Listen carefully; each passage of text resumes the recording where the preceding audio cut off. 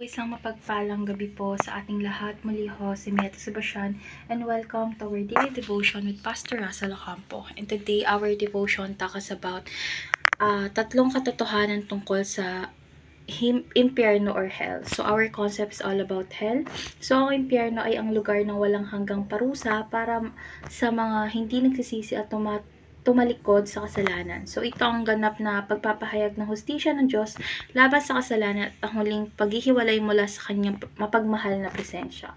So, si Jesus Christ mismo ang nagturo ng mas madalas tungkol sa impyerno, hindi upang takutin tayo, kundi upang tayo ay babalaan at akayin sa pagsisisi. So, sa kabila ng kabigatan ng katotohanan ito, ang pag-unawa sa impyerno ay nagbibigay liwanag sa lalim ng ating kasalanan at sa kahalagahan ng kaligtasan kay Kristo. So, our Bible readings for today is all about Matthew chapter 25 verse 46, ASND version, at ang mga ito'y parurusahan ng walang hanggang kaparusahan, ngunit ang mga matuwid ay makakatanggap ng buhay na walang hanggan. So, ngayon dadako na tayo sa ating teaching. So, yung first teaching is hell is the expression of God's perfect justice. So, sa impyerno, nahayag ang ganap na hustisya ng Diyos sa lahat ng kasalanan na hindi pinagsisisihan. So, ipinapakita nito na ang Diyos ay banal at hindi magbubulag-bulagan sa kasamaan. So, ang kaparusahan sa impyerno ay hindi kalabisan, kundi ang nararapat na kahihinatnat ng matigas na pusong tumanggi sa Kanya. Second is Hell is real and eternal, prepared for the devil. So, ang impyerno ay hindi katanghisip lamang, kundi isang totoong lugar na nilikha bilang hatol para sa mga dyablo at sa kanyang mga tagasunod. So, ito ay lugar ng walang hanggang pagpapahirap o paghihirap at paghihiwalay sa presensya ng Diyos. So, ang turo ni Jesus Christ tungkol dito ay dapat seryosohin sapagkat ito ay isang babala ng walang hanggang kapahamakan. And last teaching is hell is for those who choose to reject God.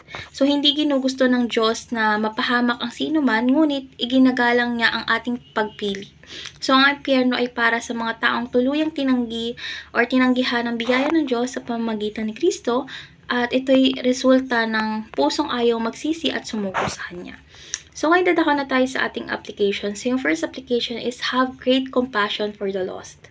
So, dahil totoo at malubha ang kapahamakan ng impyerno, dapat tayong mapuspos ng awa para sa mga hindi pa nakakakilala kay Jesus Christ. Huwag tayong manahimik kung may pagkakataon tayong magbahagi ng ebanghelyo, dahil ang pagmamahal natin sa kanila ay dapat mag-udyok sa atin na ipanalangin at abutin sila. Second is have an intense hatred of sin.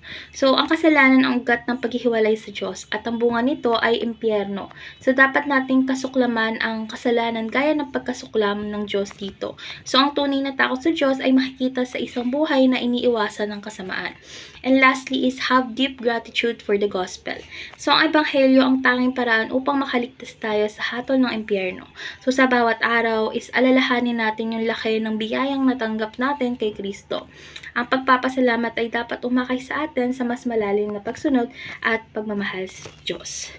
So,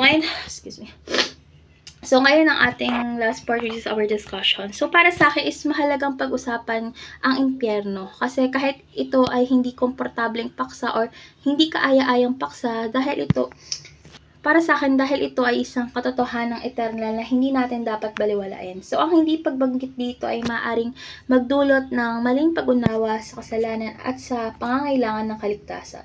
So, kapag mas naunawaan natin ang tindi ng kaparusahan, is mas magiging malinaw ang halaga ng krus at ang kahalagahan ng pananampalataya kay Jesus Christ. So, sa pamamagitan ng tapat na pagtuturo tungkol sa impyerno is naipapakita natin ang tunay na pagmamalasakit sa kaluluwa.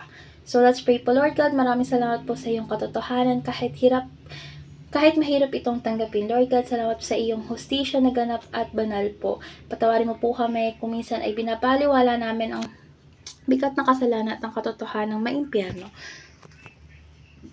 Lord God, bigyan mo po kami ng puso na may awa sa mga naliligaw, may galit sa kasalanan at ng pasasalamat sa kaligtasan na tanggap namin sa pamamagitan ni Kristo. Lord God, naway gamitin mo po kami upang ipahayag ang ebanghelyo ng may tapang at pagmamahal sa pangalan ni Jesus. Amen.